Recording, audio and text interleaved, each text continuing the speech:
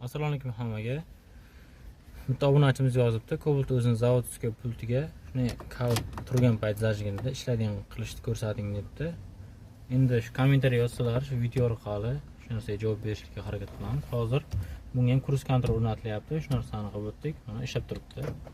Ishlayapti hozir. O'chyapti.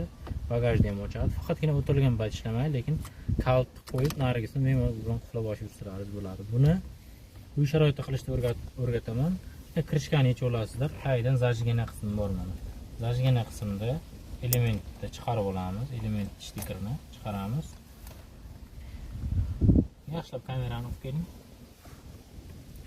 Shunaqa o'zimizga qaragan holatda, endi tiqilgan holatni ko'rsatib o'taman. Mana shuni tiqilsa, shunday o'zimizga qaragan holatda, qizil fishkasi tepaga qaragan holatda mana ikkinchi simda, mana bu ikkinchi sim, birinchisi emas, oq simda, mana o'rtada bitta bo'shliq bor, undan keyingi simda.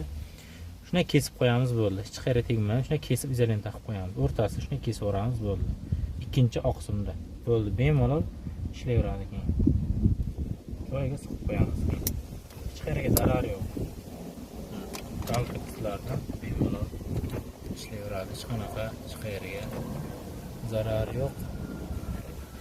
Endi shu YouTube kanalimizga yozsalaringiz kommentariya, shunaqa nimadir foydali ma'lumotni mana shunaqa video qilib chiqarishlikka harakat qilamiz.